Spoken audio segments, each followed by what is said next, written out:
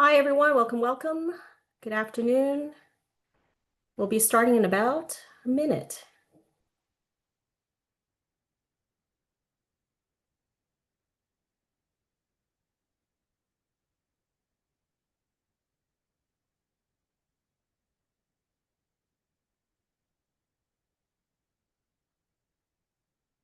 Hi, everyone. Welcome. Thank you for joining us today. We have a lot to cover, so we want to start as promptly as possible.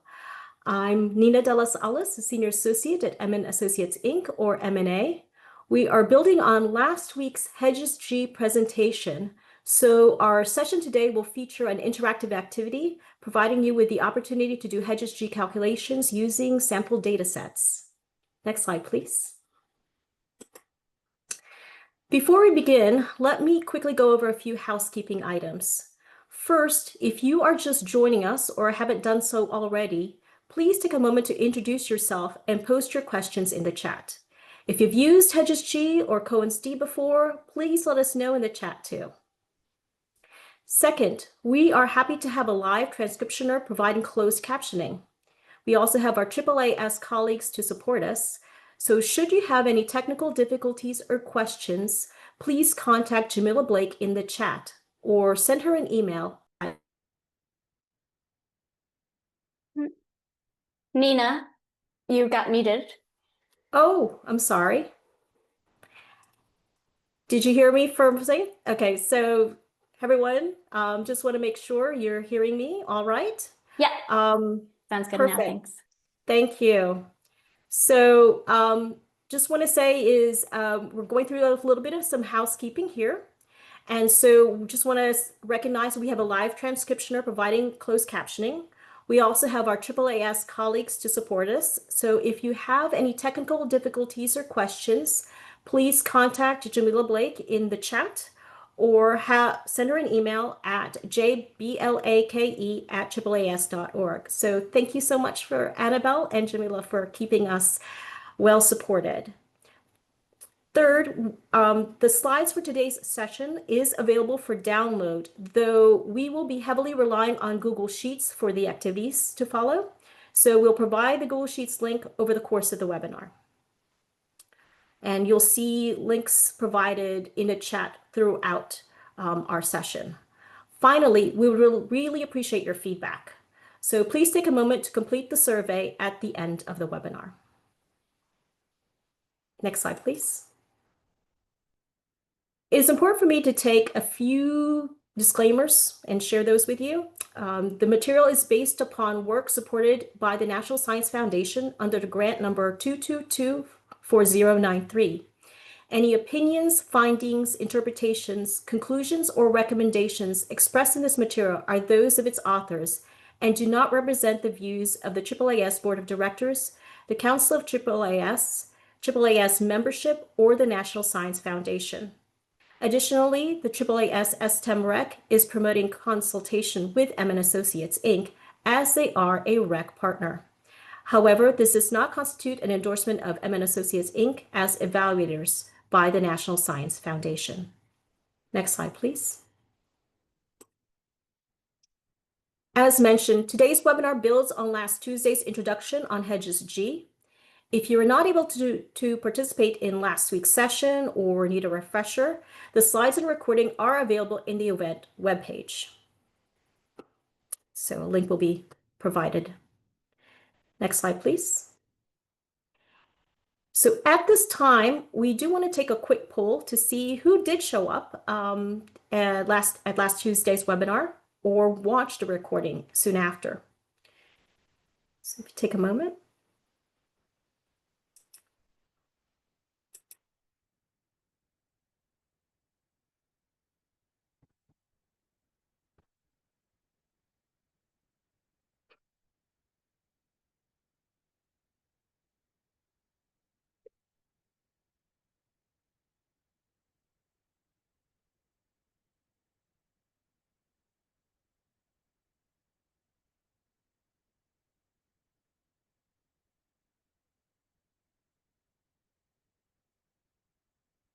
Okay, it looks like we got a majority of people who have watched it via the recording or actually attended live. So that's great. So thank you.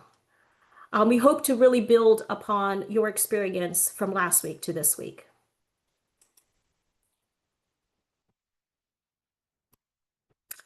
Next slide, please. So because we'll be discussing and participating in activity together, we will address Q&As as they come and are relevant to the discussion. If we have time and additional questions, we'll address them at the end. We also preview upcoming webinars. Next slide, please. Just one last plug. Here are the direct links to last week's slides and recordings. And without further ado, I'm turning things over to Daniel Bernal. Daniel? Thank you, Nina. All right, I'm spotlighted. Sounds good. Let me share my screen. Thanks, everyone. I'm glad to see folks coming back from the other session. What we're doing today is going to involve some calculations and math. But before we get started, especially because there are folks who have not seen this presentation before, I wanted to just do a brief overview of what we had talked about. And I'm also fighting with my Zoom windows, just trying to get it in a position where I can see everything. All right. So as Nina mentioned, I'm Daniel Bernal, a senior associate at MN Associates. I'm in the Twin Cities area of Minnesota. And I used to be a former educator, math teacher, and then and now an evaluator that works with statistics on a daily basis. And we had talked about effect size as one type of statistic that we can use in addition to other types of statistics like average, statistical significance, like p-value, students' t-tests. Effect size is a different statistic, and it talks about how big a difference might be between two groups. So the groups could be cohorts, points in time, like a pre-post or different years. And so whatever difference you're measuring for a quantitative measure, effect size can be calculated to tell you how big that difference is. How much does it matter?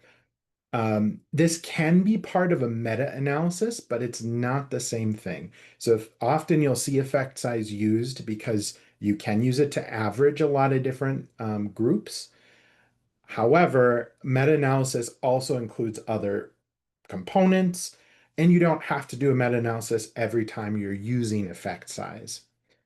Hedges G, the G meaning a calculation for this statistic, is a type of effect size, and it's especially helpful for small sample sizes, which is why we've brought it to you today, because we know that sometimes in STEM track evaluations, you don't have as much control over your sample population. There might be attrition, and so we want to be able to provide something that you can use even with a small sample size.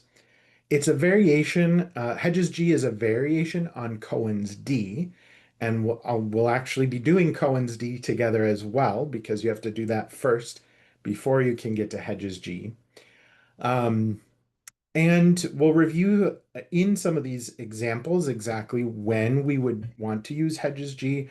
Again, small sample, so less than 20 if you're looking at different groups. Similar variability, and so you don't want one sample to be super skewed compared to the other. It would not be appropriate then to use Hedges G. We got a lot of questions last time about that, so I'm happy that we'll dig into that and think what exactly that means. We also want a normal distribution, which is a bell curve.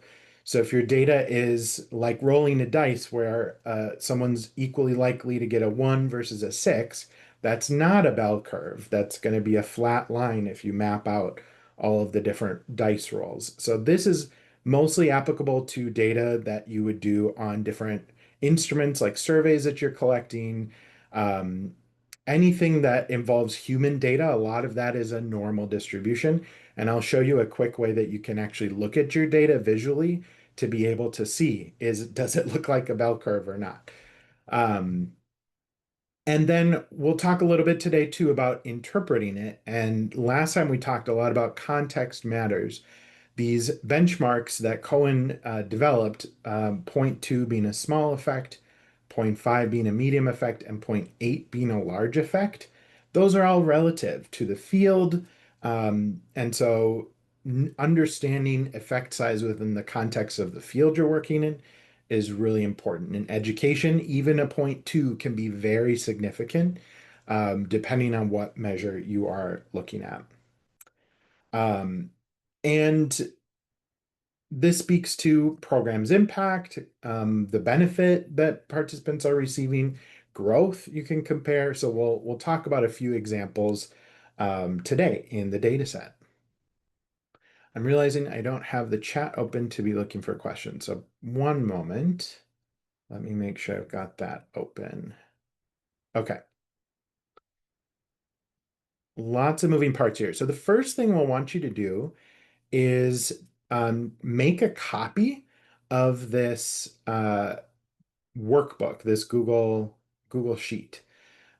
You'll notice when you do that you will have all the answers to all of the problems we're working on today.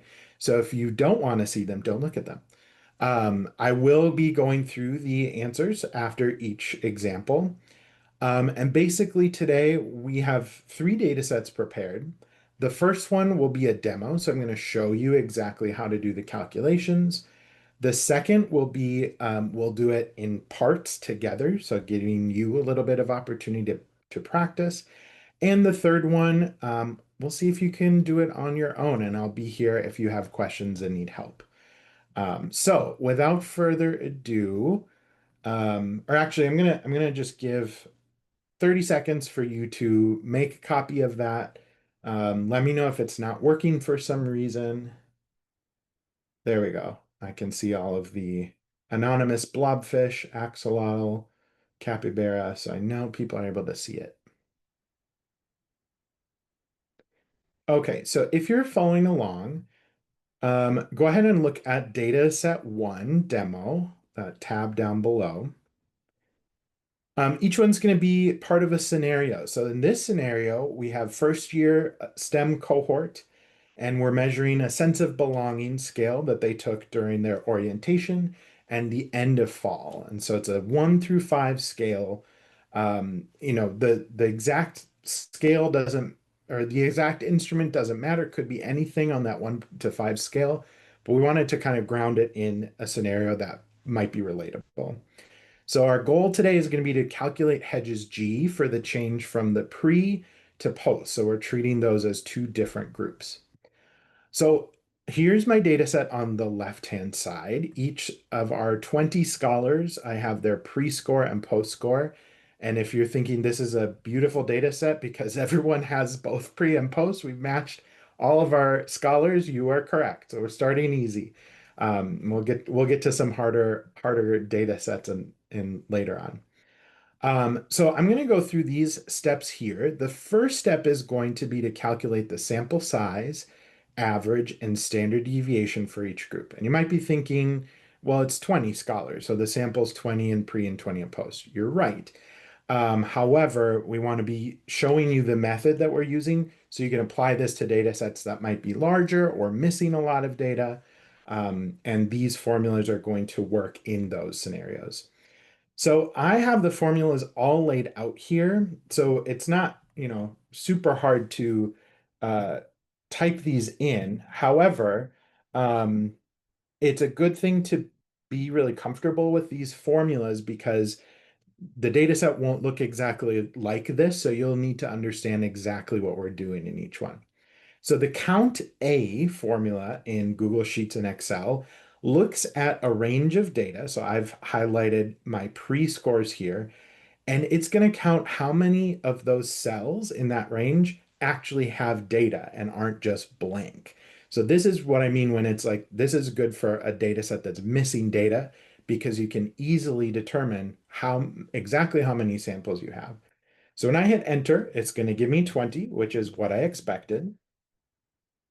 let's do that for C9 through C29 or 28. And I have 20 in the post as well. All right, nothing too crazy. Let's take a look at the averages now. So if I do that first one, it's 3.08 for the pre. And if I do the second one, it's going to be, my keyboard stopped working there. It's going to be just like that, 3.19. We're also going to calculate the standard deviation. The standard deviation has a few different examples, or a few different formulas, excuse me. We want to use the one that ends with .s because that's related to the sample. So if I do stdev.s and then look at that same range, see our standard deviation for the pre was 0.2.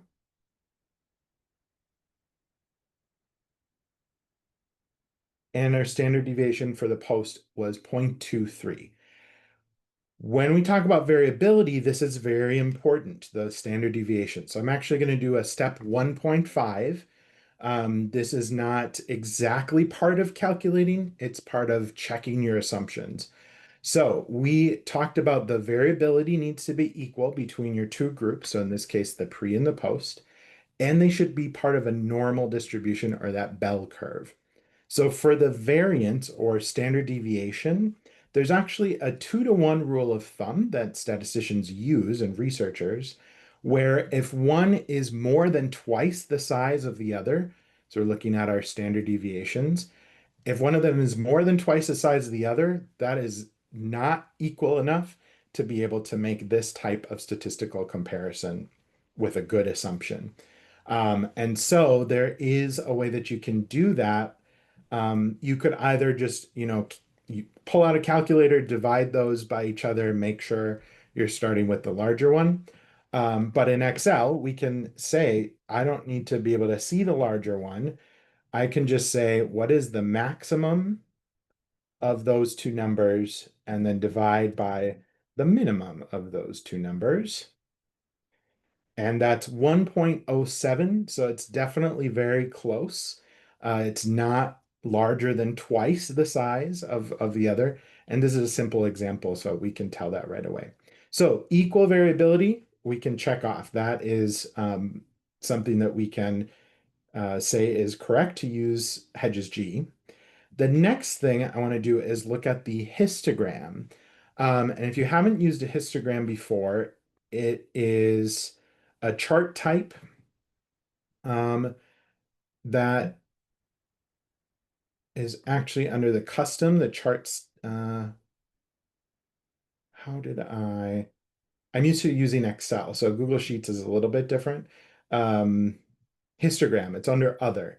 So you can create a histogram of your data, and I've already done that in this workbook. That bell curve is exactly what we see here. It's concentrated around that average, 3.08 in the pre.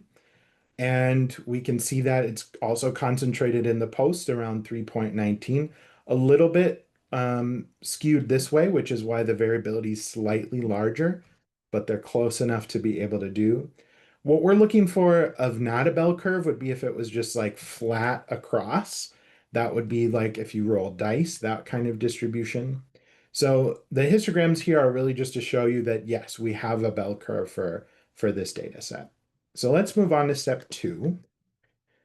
We're going to calculate a couple things that are going to help us calculate Cohen's d, the effect size, without the sample size correction factor. So one of the things is called degrees of freedom, and that's where we just look at how many total samples we're looking at, and we're taking away one for each group. So it's going to be this J10 plus J11 minus 2. For true groups, it's a very simple calculation. So J10 plus J11 minus 2.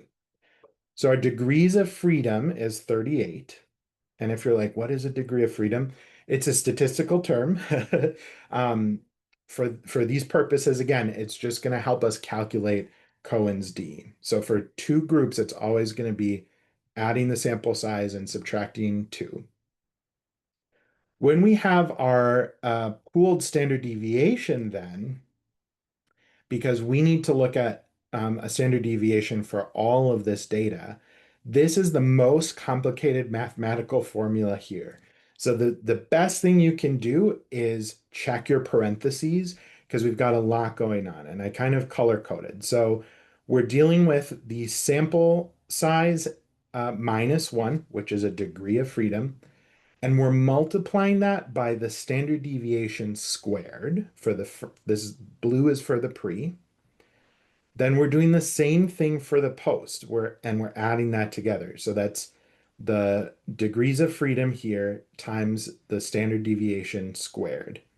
If that totally went over your head and raised your anxiety a little bit, take a deep breath with me, copy and paste the formula. And by the way, I get these formulas to show up here using a little apostrophe. So if you're going to copy and paste a formula, don't copy that apostrophe. And I can just paste that in right there. So let me continue telling you about this formula though. So we're taking those and we're adding them together. We're then dividing by this degree of freedom that we got for both samples. And then we're taking that whole thing and we're taking the square root of that. You can tell I'm from Minnesota by the way I say square root, by the way. And we get 0.222. So this is where we can use some number sense to say this standard deviation should represent all of the samples, and it's around the same 0.21 and 0.23. So this makes sense in terms of a related statistic. That was the hardest thing we're going to do, I think, today. So if you did that, great. Next, we're going to calculate Cohen's d. And we're going to do that by subtracting the means that we found from the first part. So J13 minus J12. And the difference is 0.11. Then what we do to get Cohen's d, which is an effect size, is we take the J25, so that's this mean difference that we found, and we divide that by the pooled standard deviation that we found. So that's going to give us an effect size of 0.47 if we're using Cohen's d. Now, this is a borderline sample because we said Hedges G is great for less than 20. This is exactly 20 in each group. So we're expecting Hedges G will be pretty close. And this is really just an example for understanding the calculation. So statisticians, including Hedges, looked at this correction factor. There's a few different ones you can use. This one is the simplest correction factor. Some of the other ones involve some pretty sophisticated techniques, but in practice, this is going to get you just as close as you need. So it's going to be a little weird, but this is all about statistical probability modeling. So again, this is one where actually I'm going to just copy and paste because there's multiple parentheses, we're dividing things, but that J19 is the pooled, the degrees of freedom. So the correction is looking at the sample size based on that degrees of freedom. And I'm copying this. So we get this, paste that, and it's about 0.98. So the last thing we need to do to get the calculation for Hedges G is multiply our Cohen's d by the correction factor that we just created. So J26 times J30. And we get 0.46, which is very close to 0.47.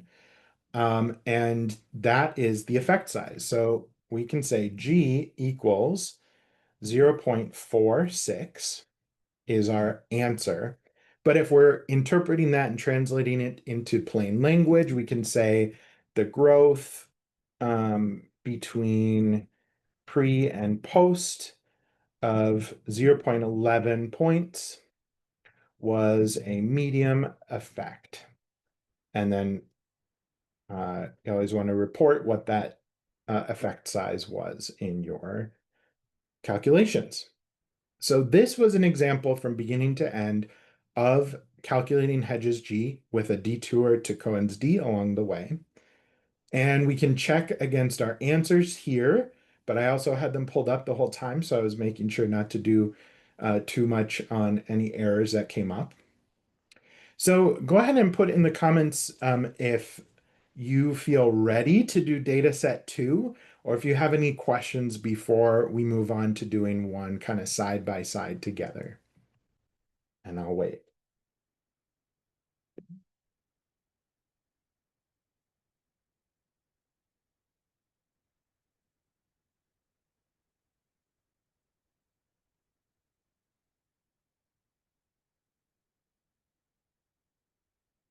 I'll give you some time to type because I know it takes a minute to put a question in the chat sometimes.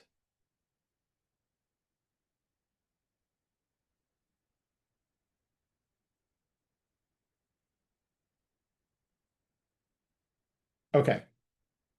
We're going to do this practice together. So each step of the way, we're going to kind of check in together and check our answers. So I'll read the scenario for data set 2. Two cohorts, 2023 and 2024, from a STEM Bridge program, measured the course grades in an introductory STEM course. Our goal is going to be to calculate the difference between these grades for the two cohorts. So you'll notice, and part of that is, you're assuming that you might have implemented feedback from the first cohort, and maybe that could explain a difference. But we're looking at the this data set here. We had, this many grades from cohort 2023, and we had more for cohort 2024. Maybe our recruitment was better that year. Who knows? In this fake scenario. But why don't you go ahead and start by running these step 1. So try to find the sample sizes, the means, and the standard deviation. I will give you a minute to work on that, and then let's check in. Tanya, great question.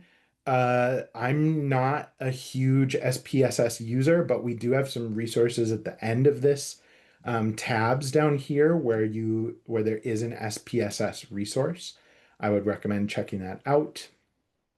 And oh, you mean running a paired t-test? Yes, for sure they have that.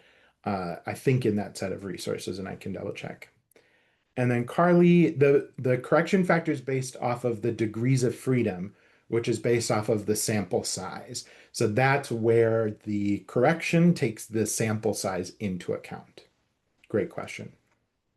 I did misspeak there, I think, when I was going through it. Okay, what did we get for the calculations here? Does anyone want to put that in the chat?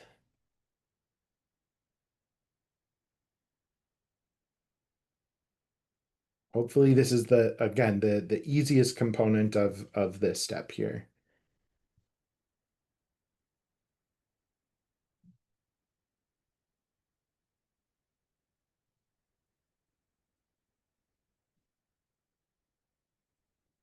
I'm just gonna paste the answers here.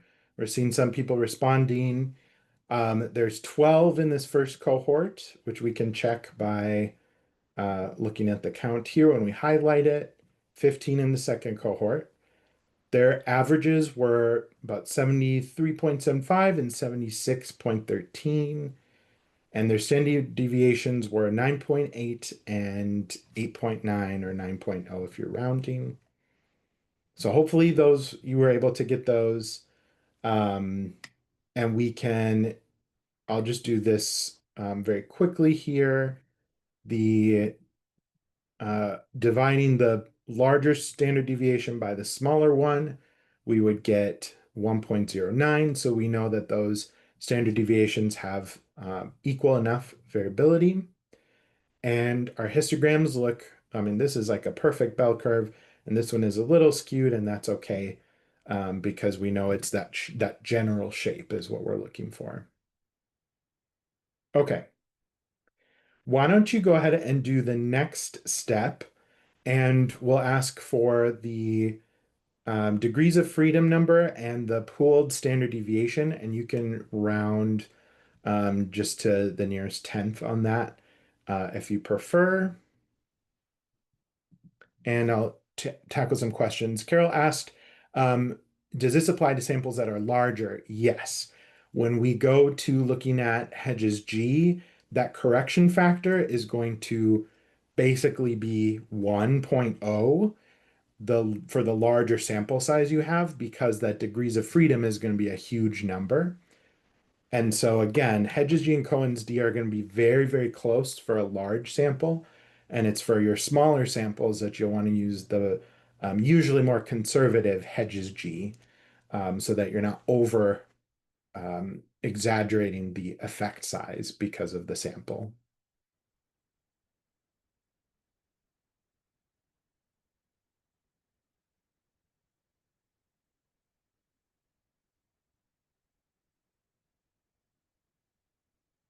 Yeah, and Cohen's D has the same assumptions over here in terms of variability and normal distribution. So you can always use Cohen's D where you'd use Hedges G. That's a great question. Okay, anyone have a number for the degrees of freedom and the pooled standard deviation?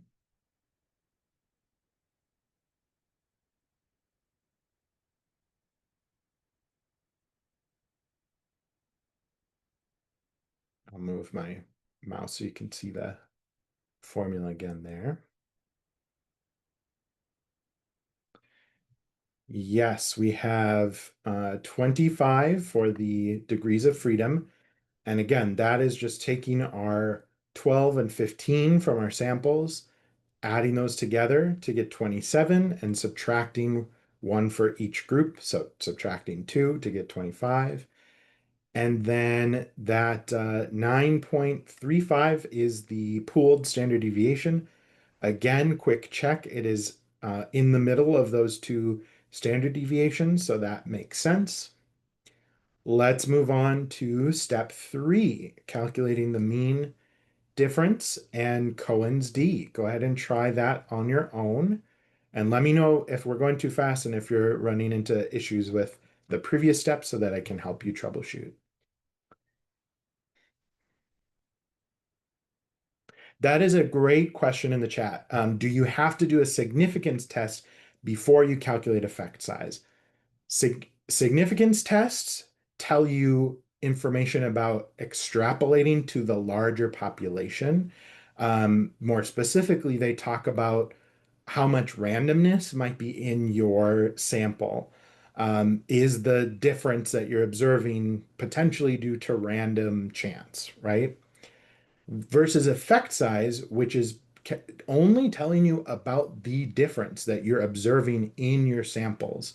So you can always run an effect size calculation.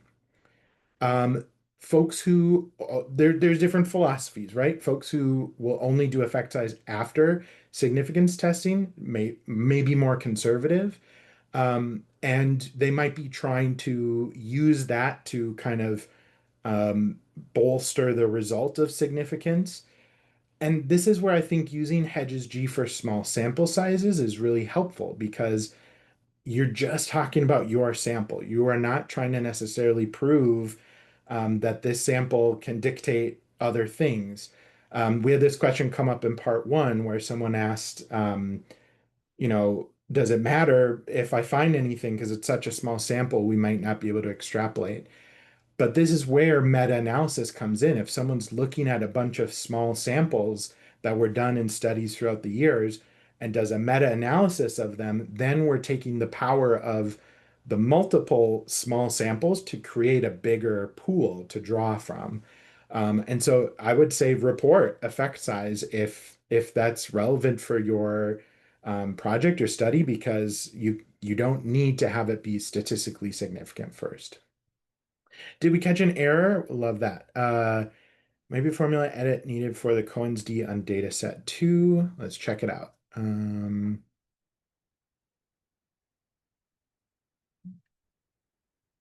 I get, if I look at the difference between the means, oops,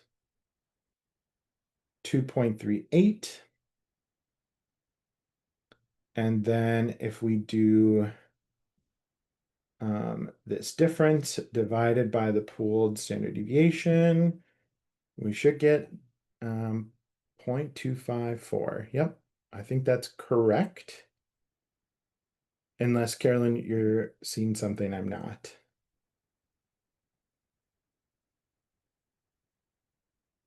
Did other people get that answer? I just realized I didn't ask for that answer before I gave it. Yeah, be careful because it's not always the previous step that you're using for some of these. Okay, great, great, great.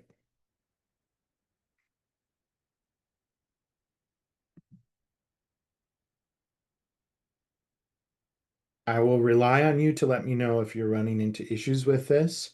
Alternatively, let me know if you're getting the same answer, and that will tell me that, okay, we can move to the last step.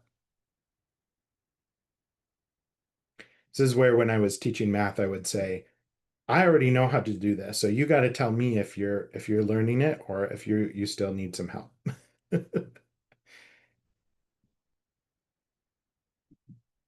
That's a great question about missing data. We're gonna look at data set 3 for that. Another question, do you run significance tests with small samples? I usually do just to check because you never know. Um, but yeah, small samples are much harder to find significance tests. Um,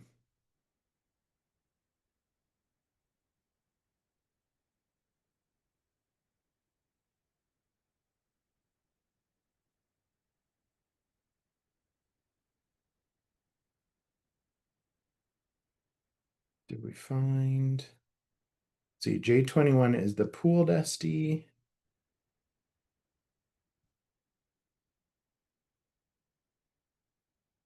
Yep. Degrees of freedom is for the correction factor. Yeah, yep. Okay, so let's go ahead and skip to that last step 4 where we're calculating the correction factor and Hedges G. What did folks get?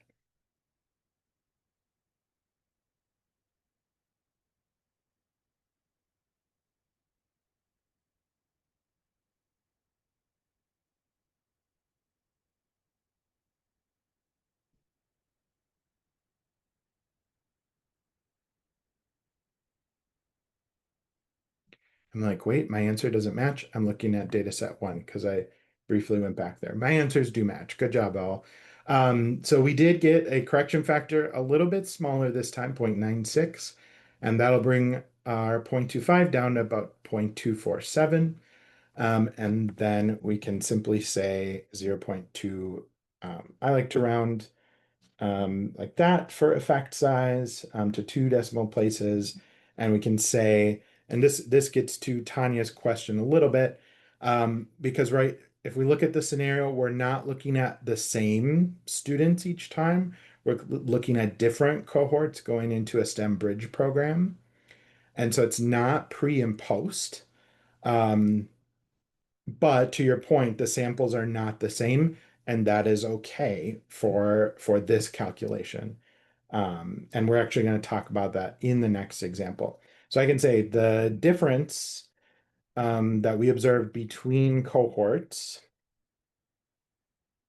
was relatively small, but meaningful. And especially, if we're talking education, smaller effect sizes can sometimes be very meaningful. So hopefully you were able to get those answers. If not, I would love to see what your questions are, what you're struggling with.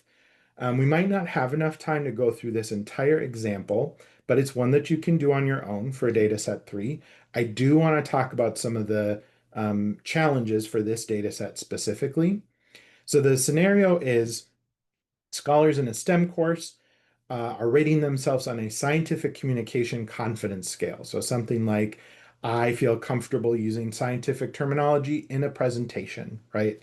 And they're going to take that on week 1 and week 9 of a course. So in this example, we do have the same scholars, the same humans, and they all took it for week 1, dutifully showed up on the first week of the course. And for whatever reason, we don't have all of the scores from week 9. They might have dropped the course. They might have been absent that day and we didn't ask them to take it over for some reason. The data set is the data set. We're not going to be able to go back and get that. What does that mean? We can still run these calculations. And again, that the count A formula is really going to be helpful for being able to observe the difference in number. This one is 22. It's the same formula that Google Sheets uses when you highlight like that. So I did put some information down here on this slide if you are having questions about what does it mean if we're missing data. So what we're doing is actually called independent groups, which is a little bit more conservative. It's not maybe going to yield as big results because we're basically assuming that there's no um, uh, that those were two independent measures.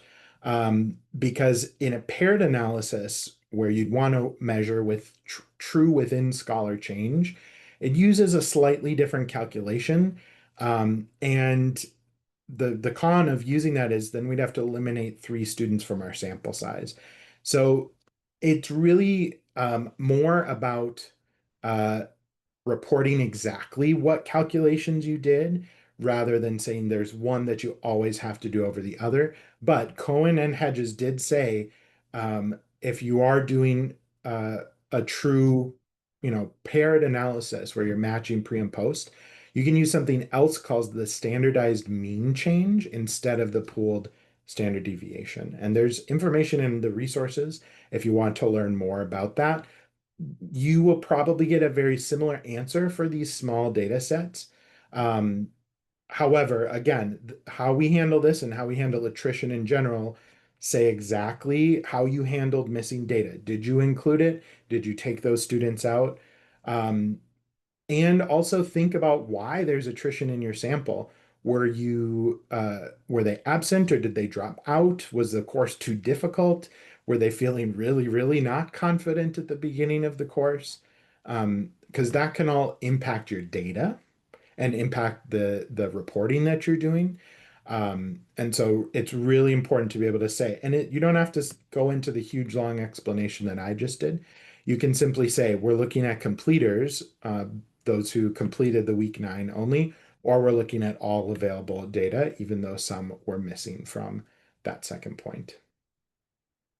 Answers are in this data workbook. So if you want to check your answers, I'm not going to check them with you this time. But please let me know if you do have some questions about this data set. I will say about these histograms, this is still a bell curve, even though there's a few little gaps that make it a little mountainous in some regions. The shape is that bell shape that we are looking for. And also, I ran into this when I was doing this. How your histogram looks relies heavily on how your axis is set up. Um, and so on Google Sheets specifically, I had to play around with the bucket size because Otto wanted to give me this, and this is like too narrow to really see the shape of it. So what did I do? I said 0.2, I think, were the little bucket sizes. If you play around with that, you should be able to see the shape of your data. Not that you're going to fit your data to make it look like a bell curve, but just to make sure that what you're seeing is actually that shape that you're looking for. So that's another tip. Okay. Lastly, we're just going to look at the resources and references. There's a few kind of general resources that I give you here to learn more about effect size in general and Hedges G. Here were the effect size information from different platforms. We might have to check some of these links depending on exactly what version you're using. I learned that. And then some references if you're looking for more kind of those behind the scenes. How do we know about variance? How do we know about the standardized mean change instead of the pooled standard deviation? So this is if this stuff is like really interesting to you and you want to learn more. This is if you're really looking to be able to do this outside of Google Sheets. So thank you, Daniel. I want to make sure I answer this question from Jungwon Hur. So how do you put it when the results aren't significant, but Hedges G is medium? Do you say something like, quote, although the difference isn't statistically significant, Hedges G is medium, which means the difference is practically meaningful? It's a So great question. Great question. We create meaning, right? Any of those benchmarks that we saw from Cohen's D were created by statisticians based off of research that they were looking at across fields, across lots of different studies. And they kind of put up these goalposts that said, this is what we're saying is significant. What I love about effect size is that it's talking about your data. So you don't have to say, you don't have to justify the small sample when you're talking effect size. But something to keep in mind is that effect size has a unit of standard deviation. And so if you're thinking about that bell curve and a standard deviation, that in any bell curve, a standard deviation is kind of a relatively um, equal measure. It's how we kind of relate different samples together. And so if you're saying it's a 0.5, a medium effect, what you're saying is that the bell curve shifted 0.5 standard deviations from where the average was. The average shifted 0.5 standard deviations.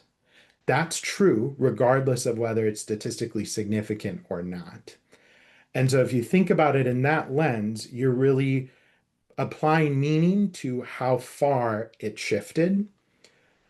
Why it shifted, you can't even say with a statistical significance test, right? We're not going to infer causation, but we can use that as further evidence to guide folks in a specific research path based on our research. So again, effect size helps us report out on what we're talking about in our research, but it also clues other people in to say, there might be something here. Let me replicate it in my context and see if we can find similar results.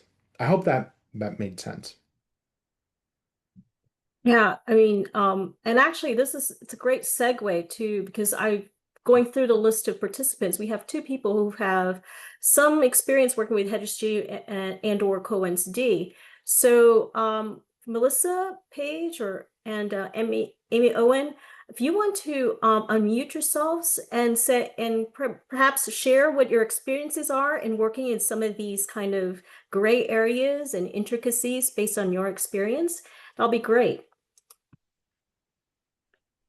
I have done a social emotional learning survey with students, and we analyzed the results in the subscales as well as the overall combining all items to one scale score. And so in the subscales, we would look at the differences, group means, third through fifth graders, sixth through eighth graders, 11th graders, um, and looking to see what the effect size was in those scales. And for, maybe one out of the four scales, it would be, like a 0.4, and then all the others were 0.2 or 0.1. So very small effect size, in those differences from baseline to post 3 years later. Yeah, that's a very common thing that I've seen as well of kind of disaggregating or kind of digging further into making even smaller samples of your data. That can be very helpful for kind of figuring out where to go next or hypothesizing why the results might be different for one grade or another. Thank you for sharing. Yeah. Amy, how about you? Thank you for having this. I'm thrilled to be learning more about working with small sample sizes again. So again, thanks for offering this to everyone. It's been actually quite a long time since I worked with CoNSD, but it was pretty common in my educational psychology PhD. I graduated from the University of Wisconsin-Madison's program, and they have a really strong statistical department there. And the program I went through, often the area of focus of research of the crew I was with was working with interventions with really small sample sizes and pretty intensive interventions. So it would be like an 18-month intervention with a sample size of, less than 20, was often like 12 or less. And so we learned that, and after all of that, of course, the students really want to be able to show something informative. Regardless of whether or not there was statistical significance, they want to be able to demonstrate something informative, because this was often folks doing their dissertations or their master's theses. And we learned that the effect size was a really good way of being able to add additional information, and in some ways demonstrate that this was still a valid and useful intervention, even with our small populations, because the professor who had been leading it was getting quite a lot of critique from the community who were just used to much larger sample sizes, and would immediately look at the N and just say, you don't have anything. There's no possible way you could glean any information from this experiment at all. So it was part of the response to that. Yeah, I think I've seen folks be discouraged from doing research because of sample size. And that's very sad to me, because where do you start with something if you don't have a big enough sample? Thank you for bringing that up. I think it's especially powerful. We talked about John Hattie's visible learning last time, where he did this huge meta-analysis in education across so many different studies to create like the best of the best impacts in terms of things you can do in the classroom as an educator. And so um, I think it's wonderful for folks to be able to use effect size in that way. You don't always know when you're starting off whether you'll have a small sample or not, but being criticized for doing research with a small sample, that's sad to me.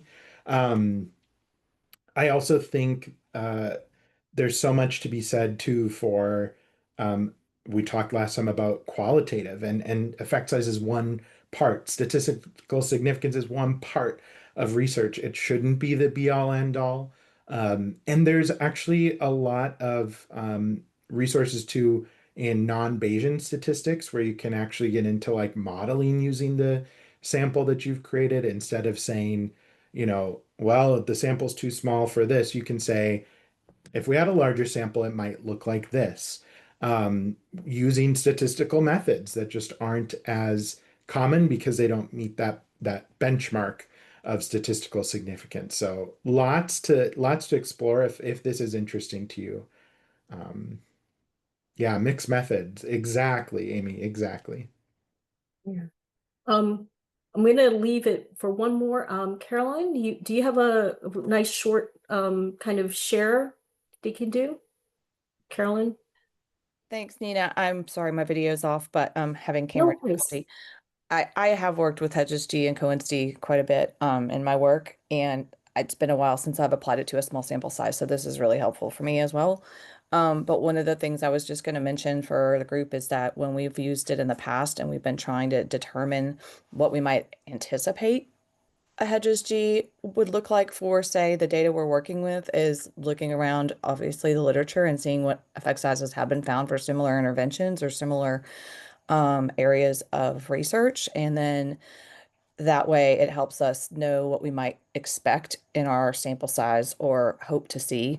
And obviously also, like we've been talking about, maybe not obtaining statistical significance because of the sample size, but that we can talk meaningfully about the results that we've seen. Yeah. And couch it within what else is in the larger literature. Yeah. Exactly. That's that context, right? Exactly. Within a field, you're going to find different relative benchmarks potentially. Yeah. Yeah, and just so kind of wrapping us all up, I mean, for each grant, we're basically doing some storytelling. We're using either, numbers or, anecdotes from the students themselves, so the people involved in the project. So how best can you, share that story with someone else so they can understand what is happening? Second thing is we're here generating knowledge as we speak, but also over time. So as Daniel pointed out, your data, especially if you go out and make it publicly known, can be the building blocks for a meta-analysis for future purposes. And so as much as we can provide that for other grants and other projects, and that's why we like to disseminate information, that's the best way. And we can build up and make what we've done be meaningful. So thank you for sharing that. And with Could I that, just respond go to ahead. Robert's question very quickly? If you get a negative effect size, no, just kidding. That simply means that the order of growth is actually negative. So when you're looking at pre and post, I love Amy's interpretation where it's like, yeah, maybe they actually didn't grow. Maybe they went down a little bit because they overrated themselves. But really, a negative number just means that the sample you subtracted from is actually higher than the one that you started with, and or lower rather. So it doesn't mean you did anything wrong, but double check the order that you're doing things in to make sure you're getting the same answer just in the positive. So yes, so thank you so much for sharing that and catching that quickly, Daniel. And so we have lots of questions coming in the end. So if you have additional questions after this webinar, thought about it some more based upon you working on those that Google Sheets, feel free to reach out to us and we can do a quick consult with you using this technical assistance request form. Or if you have any other questions about the STEM project evaluation or research questions, go ahead, please take the moment, take a picture of this QR code or the link. It's also going to be available in the chat, and shoot us an email, shoot us a NSF form, and we'll get back to you. Next slide, please. Yes, please we encourage people to come back to our REC website to check out all the other resources we have available. This is open for current and prospective STEM grant evaluators, PIs, co-PIs, and researchers. So please go ahead and check us out. Next slide, please. And we definitely want to highlight what's coming up next. So in October and November, we'll have a two-part series on culturally responsive evaluation framework and practices. Our featured presenter will be Dr. Katrina Bledsoe with Strategic Learning Partners for Innovation. She's an international leader in cultural context, cultural responsiveness in evaluation, and theory-driven evaluation in community-based settings. We'll send out more information about this webinar series, including registration in the coming weeks. In the meantime, please put a hold on your calendar for the date October 30th, 3 to 4 p.m. Eastern, and November 6th, 3 to 4 p.m. Eastern. Next slide, please. So we'd love to get feedback from you from today's session. So in fact, we're already using some of the information you sent us on Tuesday for future webinars. So please take a moment, complete that short web survey, and you can find that link on the slide, and it will pop up when you exit Zoom today. And really, really helpful that your insights help us improve our offerings in the future. And with that, thank you all for participating with all your questions and your insights. Daniel, thank you for walking us through the intricacies of Hedges G. Thank you, everyone, for taking the time to learn with us. So please stay connected with the REC. We really want to build an STEM community with you through the interactions like these and be able to share resources and generate and share knowledge. If you haven't already done so, please sign up to receive our monthly newsletter and interact with us on social media. And links, of course, are in the chat. So thank you again. Enjoy the rest of the week and see you again on October 30th for our next two-part webinar series on cultural responsive evaluation framework and practices.